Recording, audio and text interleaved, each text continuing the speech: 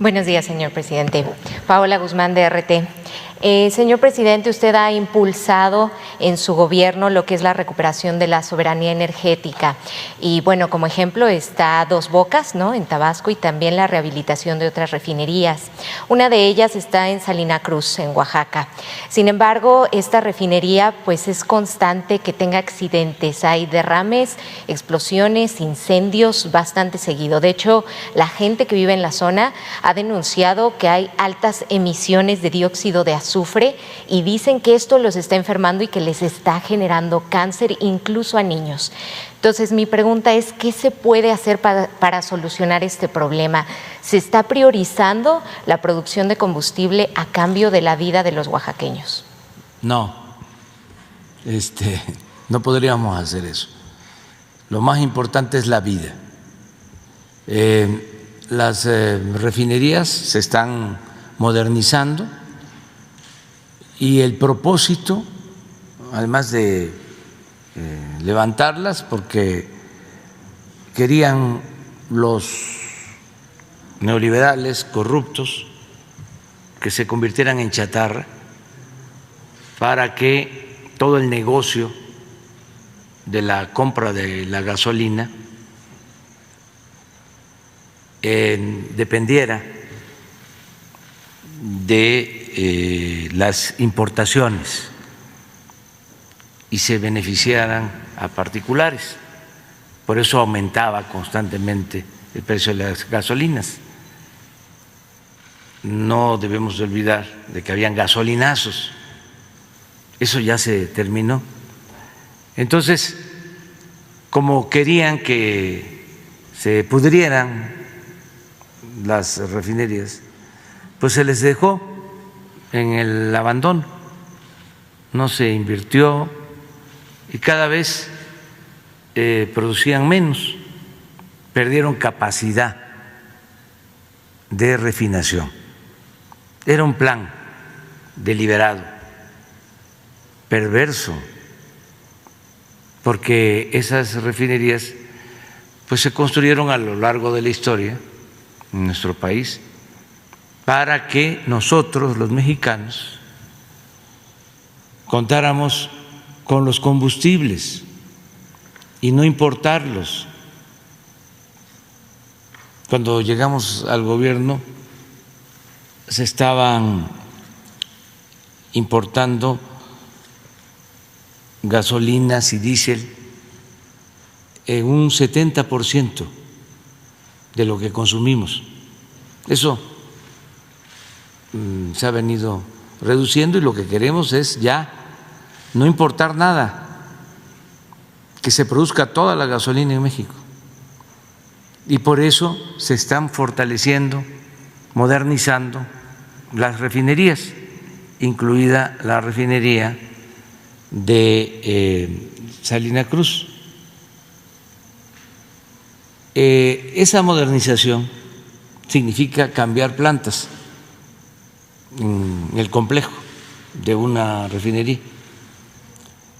Y el cambiar las plantas es modernizarlas para que sean plantas que emitan menos contaminantes. Entonces, el plan de modernización de las refinerías incluye el que no se contamine, pero además hay una vigilancia permanente. Si se está por encima de la norma, se tiene que parar, no se puede producir. Y tenemos pruebas para poder constatar de que no hay contaminantes más allá de lo permitido por la norma en la actualidad, desde que estamos en el gobierno. Y vamos a procurar que se sigan modernizando las plantas. En el caso de la refinería de Salina Cruz, es la más nueva se inauguró, empezó a operar en 1981, ya tiene un poco más de 40 años de estar en operación. Desde entonces, fíjense, no se construye una nueva refinería. Esto coincide con el periodo neoliberal, porque la política en el periodo neoliberal consistió siempre en vender petróleo crudo y comprar gasolinas. Hasta mediados de los años 70, o a finales de los 70, principios de los 80, nosotros producíamos en México toda la gasolina que consumíamos, pero cambió la política y se decidió vender petróleo crudo, se abandonaron las refinerías y nos volvimos importadores de combustibles. Ahora somos el país petrolero en el mundo que más gasolinas compra en el extranjero. Es una paradoja, es como si vendiéramos naranja y compráramos jugo de naranja, así de absurdo. Entonces ahora se está llevando a cabo, vamos a decir, esta reconversión. Ahora vamos a producir para el mercado interno, no vamos a estar apostando a vender materia prima, sino vamos a procesar toda la materia prima en nuestro país. Por eso se está también construyendo la nueva refinería de Dos Bocas, una planta coquizadora que quedó inconclusa en Tula, que también tiene ese propósito, convertir el combustóleo en gasolina. Esto significa menos contaminantes y por eso también se adquirió la refinería de Texas, la Deer Park,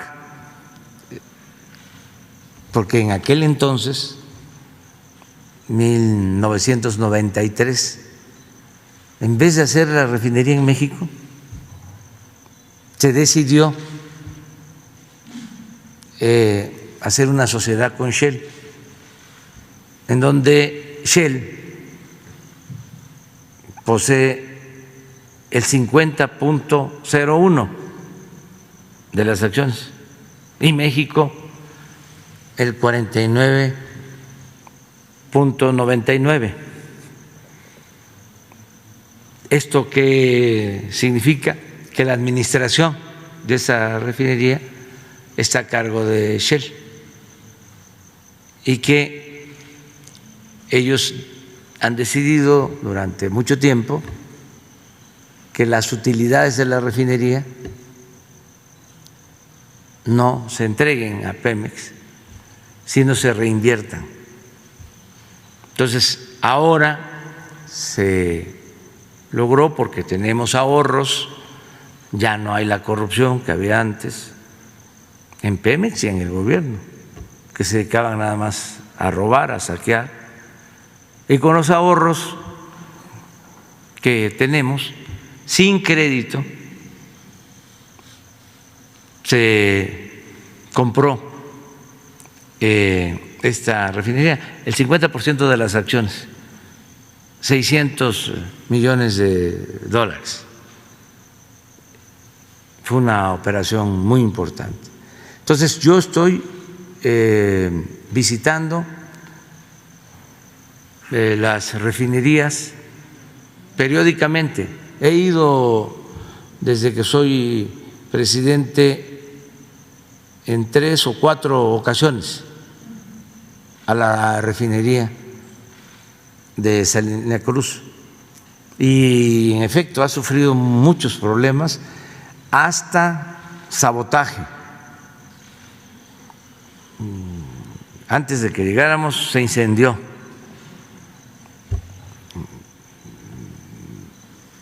hace relativamente poco cortaron todo el sistema eléctrico de la refinería para robarse todos los cables principales de alta tensión en la refinería. Bueno, todo eso se está atendiendo y a eso se debe que ahora esa refinería y la refinería de Salina Cruz y los dos puertos, Salina Cruz, Coatzacoalcos y toda la vía del tren del Istmo va a tener resguardo de la Secretaría de Marina. Ya está reforzándose la vigilancia. Entonces, en esa refinería, sí, precisamente, hace relativamente poco, porque hay muchos intereses. ¿Qué intereses, señor presidente? Pues los que estaban acostumbrados a robar, imagínense cómo están. Los que vivían colmados de atenciones, de privilegios, no se resignan a vivir honradamente. Entonces, son procesos que estamos llevando a cabo, limpiando a Pemex de corrupción. Pues miren lo de Pemex. Un exdirector de la pasada administración que denuncia actos de corrupción, que denuncia algo gravísimo, que se sobornó con dinero de Pemex a legisladores para que aprobaran la llamada reforma energética. De veras, un escándalo de corrupción que hasta apena como mexicanos. Lo otro, que el encargado de la seguridad pública en el gobierno de Felipe Calderón esté en la cárcel. Era una descomposición completa, imperaba la corrupción en todo, en la compra de las medicinas, en Pemex, en la Comisión Federal de Electricidad, en seguridad pública, en el reparto del presupuesto que se quedaba arriba, no le daban nada al pueblo, les repartían migajas, y eso cuando había elecciones para quitarle los votos. Entonces, ya cambió esto. Y en el caso de los ambientalistas, lo mismo. Estaba el saqueo en Alta, construyendo el aeropuerto en el lago de Texcoco, destruyendo el lago de Texcoco. Es en el periodo de entrega de concesiones para la explotación minera más grande en la historia. Es la destrucción del territorio, y no decían nada, absolutamente. La entrega del agua a las grandes corporaciones, en el caso del norte, que no hay agua para el consumo humano, entregando concesiones de agua para producir cerveza y exportar. Y en todo, la corrupción.